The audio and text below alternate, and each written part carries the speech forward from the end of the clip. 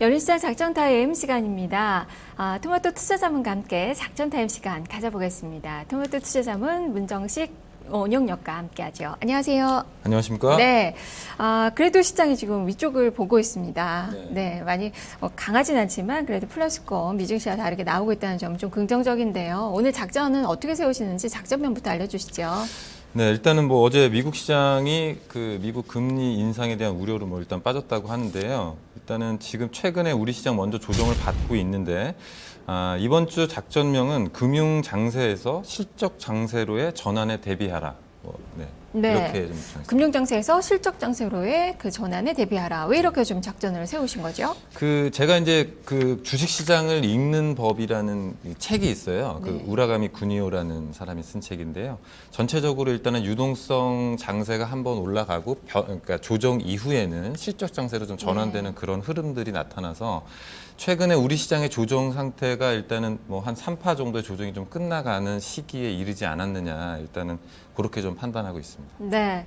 자, 그만큼 그렇다면 이제 실적 장세를 대비할 수 있는 그 종목군들을 좀 찾아봐야 될 것 같은데, 네. 자, 이렇게 실적 장세에 대비하려면은 어떤 점들을 봐야 되는 건지 이 미션부터 먼저 점검해 주시죠. 네, 일단은 뭐 실적 장세, 그러니까 금융 장세에서 실적 장세로 넘어갈 때 가장 대표적인 특징이 바로 금리입니다. 네, 그래서 미국 시장이 금리 인상을 하는 그 시기에 맞춰서 전체적인 분위기가 좀 전환이 될 것이다. 그래서 일단 이번 주 목요일 날 예정되어 있는 미국 소매 판매 동향이라든가 금요일 날 그 미시건대 소비 심리 지수를 좀 눈여겨봐야 될 것 같고요. 그리고 뭐 우리 시장에서 지금 어제부터 외국인 강도가 조금 약해지고 있는데 그 부분에 대해서도 이제 어떻게 수급이 변화하는지를 조금 체크를 해야 될 것 같고요. 예, 마지막으로는 일단은 중소형주에 일단 포커스가 계속 되기 때문에 일단은 코스닥 시장이 계속 고점 부근에 와 있지만 제가 누차 말씀드리지만 고점을 넘어갈 때는 거래량이라든가 이런 어떤 폭발적인 힘이 약간 실려야 되는데 그러니까 요거는 코스닥 지수를 왜 보냐면은 지금 바로 반등을 할 거니 아니면은 조금 더 기간이 필요하니 요런 거를 좀 체크하기 위해서 네, 그렇게 세 가지 이제 포인트를 주셨네요. 먼저 미국의 지표. 이번 주엔 뭐 소비 지표에 관심이 좀 많이 모아지는 시기인데 지난주에 발표됐던 이 지표 고용 지표로 인해서 이제 금리 인상 가능성이 9월에 더 불거지고 있는 상황이고 미국의 소비자들도 여기에 9월에 금리 인상이 좀 어떻게 힘을 실어줄까요? 어떻습니까? 일단은 그 뭐 옐런 의장 말에 일단은 그 시장이 왔다 갔다 하는 부분이 있는데요. 일단 중요한 거는 금리 인상은 합니다. 분명히 올해 내에. 근데 이 부분이 약간 12월에 하느냐, 9월에 하느냐. 뭐 작년 말에서는 원래 5월, 6월 달이지 않습니까? 근데 일단은 요거를 약간 좀 평균 정도 내면 제가 볼 때는 그리고 앨런 의장 발언 자체가 일단 하긴 해야 될 건데 시장 충격은 없을 거다. 그러니까 일단은 걱정하지 말고 뭐 이런 식으로 좀 말을 많이 하거든요. 그렇기 때문에 제가 볼 때는 9월 가능성이 좀 평균으로 상당히 9월. 네. 네, 12월은 사실상 뭐 소비 시즌이기 때문에 여기에 또 찬물을 끼얹는 그 효과가 네, 더 나올 수도 그렇습니다. 있어서 네. 뭐 9월에 좀 더 유력하게 좀 현재까지는 좀 이야기가 좀 되는 것 같아요. 그리고 우리가 좀 볼만한 그 부분이 바로 이 말씀해 주셨던 두 번째 미션 외국인의 수급 강도가 될 텐데 어제 외국인 투자가들이 8거래일 만에 매도로 돌아섰고 오늘도 강하진 않지만 그래도 244억 원가량 매도가 나오고 있고 사실 내일 또 오늘 이제 내일 아침이면 알게 될 중국의 신흥국 지수 편입 관련돼서도 또 수급 상황 좀 눈여겨 봐야 될 것 같고요. 네. 어떻습니까? 네. 일단은 중국 시장이 최근에 지금 중국 시장만 좋습니다. 그러니까 전혀 지금 중국 시장이랑 글로벌 시장이랑 우리 시장이 거의 같이 가는 동조화가 없는 상황이기 때문에요. 일단은 그리고 또 중국 지수 편입 같은 경우에는 약간 좀 장기적인 그림이기 때문에 거기에 대한 충격은 개인적으로 없을 것 같고요. 우리 시장이 이제 목요일 날 쿼드러플 위칭 데이라고 해서 일단은 선물, 옵션, 주식 선물, 뭐 채권 만기가 돌아오지 않습니까? 이제 거기에 대해서 그리고 또 다음 주에 또 중요한 이슈가 있어요. 우리 시장에 일단은 상하 폭 확대 이런 게 있기 때문에 약간 좀 외국인들이라든가 뭐 이런 쪽에서는 수급적으로 볼 때는 그런 부분에 약간 좀 소강 상태 국면으로 좀 진입하지 않았느냐 일단 저는 개인적으로 그렇게 판단하고 있습니다. 네, 일시적이다라는 그 판단이신 네. 거죠. 기조적으로 지금 돌아선 것은 아니다라는 그 관점이시고 자 그리고 코스닥을 주목을 하셨어요. 720선 오늘 장중에는 넘어섰습니다. 이게 뭐 전고점 어제 돌파하면서 이제 기대감을 좀 많이 키우고 있는데 어제 또 찬물을 끼얹는 그 리포트가 하나 나왔더라고요. 코스닥 과열이다, 팔아라라는 그 리포트가 있는데 과연 어떻게 위쪽을 봐야 되는 건가요? 아니면은 정말 과열에 대한 우려감을 좀 예상을 해봐야 되는 건가요? 제가 볼 때 이제 과열이라는 어떤 시그널은 일단은 어떤 밸류에이션이라든가 이런 부분에서 어떤 실적이 뭐 성장하지도 않는데 혹은 실적이 마이너스인데도 대폭적으로 뭐 종목들이 오른다거나 이런 쪽을 좀 봐야 되는데요. 일단은 그런 것 같지는 않습니다. 전체적으로 이제 중소기업들 실적 1분기 실적을 보고 2분기에 대한 상향치를 봤을 때는 그런 부분은 좀 아닌 것 같고요. 네, 그리고 일단 뭐 신용 잔고 이 부분은 조금 부담스럽지 않나요? 근데 신용잔고는 일단 제가 볼 때는 약간 좀 사후적이라고 좀 생각이 들고요. 시장이 좋을 때는 당연히 신용잔고가 늘어나게 됩니다.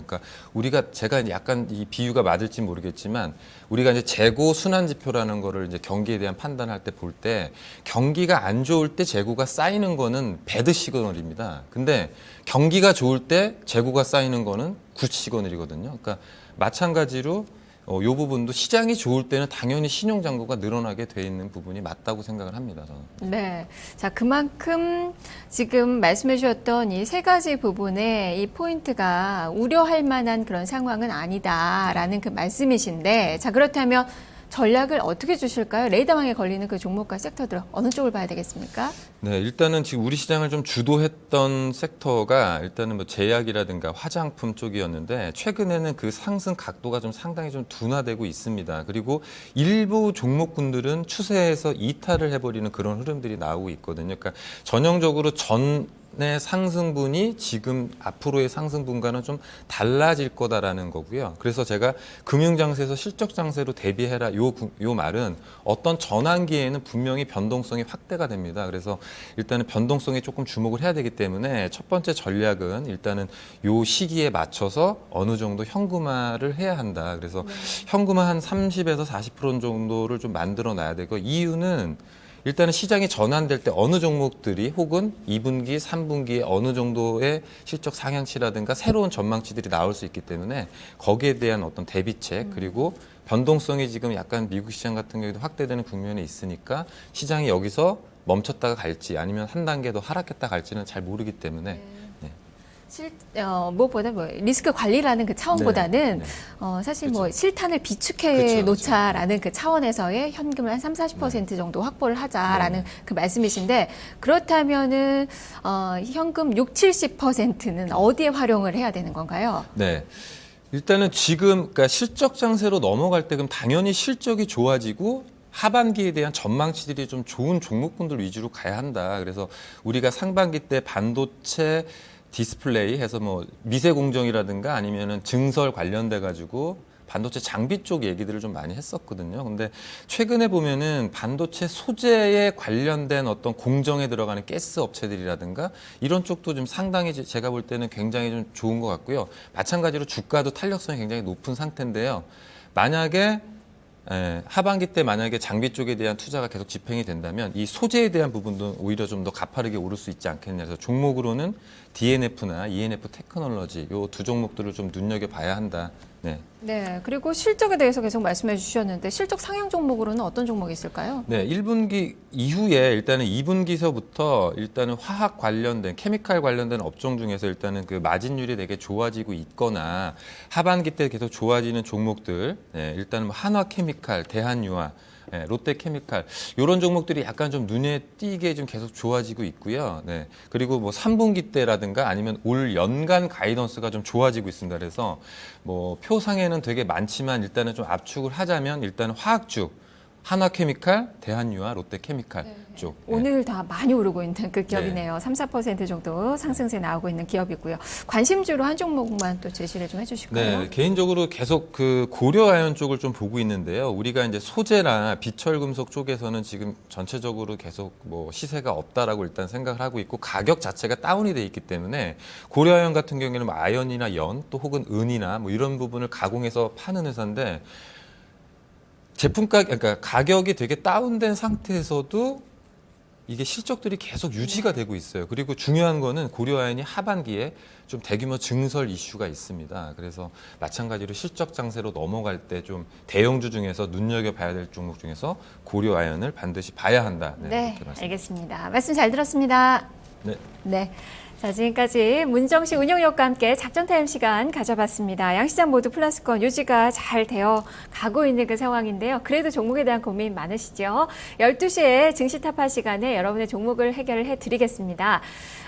지금 전화 접수 받고 있는데요. 서울전화 02-2128-3388번을 이용하셔서 지금 신청하시면 12시에 포트폴리오 진단 받아보실 수 있으니까요. 많은 참여 부탁드리겠습니다. 저는 내일 다시 찾아오겠습니다. 시청해주신 여러분 고맙습니다.